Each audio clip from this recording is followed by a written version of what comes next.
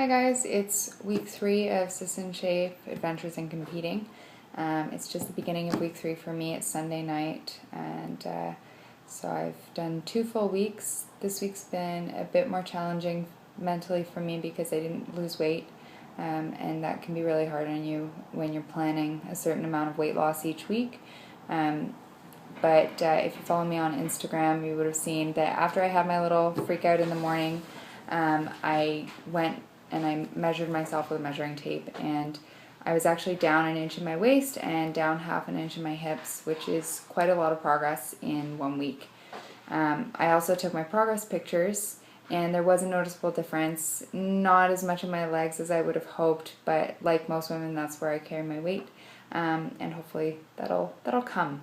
So try to, if you're in the same boat as me and you freak out a little bit when the scale doesn't move, just try those other methods of measuring progress. Measure yourself, see how your clothes are fitting, look in the mirror. If you can see a bit more definition, you're probably on the right track. So it really is a mental game. The other thing is try to weigh yourself consistently. I do weigh myself every day, but I only really count it on Friday mornings because I've had a whole week of consistency. I'm so good during the weeks, and then weekends my timing kind of goes off. I might have more salt, I might have a little fewer more carbs on the weekend than I was planning. So I try to weigh myself on Friday mornings, and then I'm as far away from the weekend as possible. But on to the meat of this vlog, which is exercise. And I wanted to kind of break it down into 4 parts for you guys. So for me, each exercise session that I do is made up of 4 parts. It's a warm-up, a workout, maybe cardio, probably cardio if I'm in competition prep, and then a cool down. The warm-up really is so important. I know that a lot of people struggle with this when they're first getting into weight training because they don't see the added benefit. It takes time, and you might not have a lot of time. A lot of people do workouts at lunch, but please do yourself a favor and do a proper warm-up. I've always told this to people, and even so, I did not follow my own advice last March, like not this past March, but a year and a half ago, once. I didn't follow my own advice once, and being me and being accident prone for whatever reason, I tore my quad at the insertion of the hip point. I did plyometrics without warming up first, and I'll talk a little bit about what those are first, but it was a really big mistake, and I actually had to postpone doing my first competition with Ultimate Fitness Events. I was supposed to do the May competition. I was 5 weeks out. I was so pumped, and then the worst happened, and I injured myself, all because I was in a rush and I didn't warm up. It's 5 minutes, and I destroyed so much work because of that. So make sure you do a warm-up, and don't lift heavy, don't do plyometrics, don't do jumping movements before you've done so. A warm-up for me is usually 5 minutes long, usually running, unless I'm working out back, and then if I have it available, I'll use the rowing machine, just to try to target the same muscles that I'm working. So running works really great for lower body exercises, but if you have it available, a rowing machine when you're doing a back day is fabulous. Chest is a little harder. There's no real cardio machines that target chest. Maybe the elliptical a little bit if you can get your arms pumping on there as you're going. But instead what I'll do for chest is I'll make sure that I do a quick warm-up set. Warm-up sets are where whatever muscle you are going to be working out in the rest of your workout, you do a much lighter weight and usually higher repetitions for your first set, just to get the muscle moving and accommodated to the movement.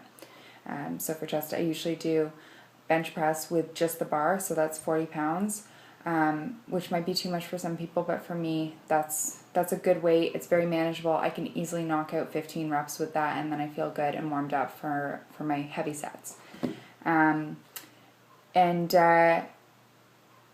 Also with the warm-up, before I start my warm-up, I usually take my pre-workout if I'm taking one, which this competition prep for them, because I'm doing so many morning workouts, I've been taking something by Revolution Nutrition called Kick, which is basically caffeine. So it's not a very complicated pre-workout. Some of them are really intense, and some of them have outrageous amounts of caffeine in them. This one is 1 scoop equals approximately a cup and a half of coffee, which is what I would have anyways on most days. Doesn't seem to bother me at all, and it just helps me wake up. It gives me a kick. There you go. So I take that, and then I also start to drink my BCAAs, which are branched chain amino acids. These are some of the supplements that I take, and I'll talk a little bit more about that in the lifestyle session next week, as well as probably the diet session that we're going to do next month. The next section I want to talk to you about, my next part of my exercises, is the workout. And for the workout, everyone has a different split, and you might hear about this if you're in the bodybuilding community. Workout splits are just how you divide your body parts and how you're working them. One workout split would be to work everything. Very simple. You work all of your body parts, upper, lower, push, pull, everything, all in one day. It's pretty crammed, might be a very long session. Might work if you only have 2 days a week that you can work out. A more common one is upper body and lower body splits, especially if you're newer to exercising. That can be fabulous. You do all of your upper body workouts on one day and then all of your lower body workouts on another, and you can work out maybe 3 times a week and just alternate. The workout split that I do is relatively common with kind of a switch. I do a 4-day split where I do heavy legs on Monday. Tuesday I do pull muscles, which are back and biceps, so it's, pull. It's pretty simple. And then I do a rest day and then plyometric legs. You heard me mention that before. That's how I injured myself. Plyometrics are explosive movements, very high intensity. They're not for the faint of heart.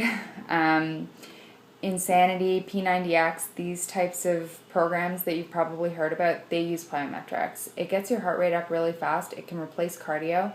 I don't do cardio on the day I do plyometrics because I'm already super pooped by the time I'm done. I also don't do my whole set as my whole exercise that day as plyometrics. I do plyometrics and then I mix it in with high rep, lower weight exercises for the same muscle group. And I alternate those through my sets. Another split is a 6-day split, which if you're working out 6 days a week, that's awesome. I like my rest days, and that is usually legs, but you target certain muscles within your legs, so it might be hamstrings and glutes one day. Then you'll do chest, and then arms, so like triceps and biceps. And then your next lower body day, which will be quads and calves probably, and then back day, and then your last day will be abs and shoulders. And shoulders are critical in figure and any bodybuilding competition, especially for girls. It really rounds out your figure. I've worked this whole year really trying to build up my deltoids. They're coming along. I don't seem to have the genetics to build them. My triceps, killer. Deltoids, not so much. I don't know. Biceps are coming along though. There's the mandatory bicep shot. But yeah, those are the triceps I'm talking about. Genetically, they seem to like being big. I don't know. Ask my dad.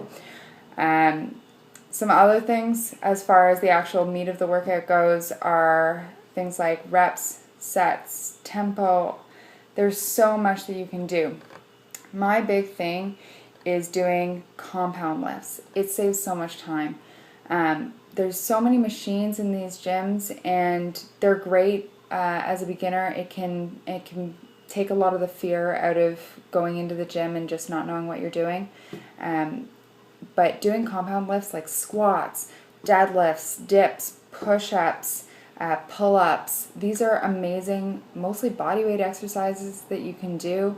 And you can add so much weight to them and progress so far.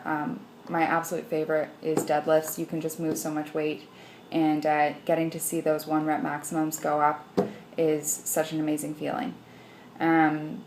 So yeah, I try to keep it simple with my workouts and just go as heavy as I possibly can. And I try not to look at what other people are lifting, because there are so many girls who can lift so much more than me, and there are so many girls who lift so much less than me, and there will always be that range. So just do what you can, try to go to failure. And failing's not a bad thing in workouts. It's awesome. It's like the only area of your life where you can be like, yeah, I failed. That's awesome. So I'm going to post a little bit about my actual workouts that I do, and some of the example weights that I have, keeping in mind that I've been doing this for over 2 years now, lifting really heavy consistently. So just do what you can, and hopefully you found that useful. And I usually post something about my workouts on Instagram as well, so make sure you follow me there, OTG Fitness. And I'll see you next week for some discussions on lifestyle. Bye.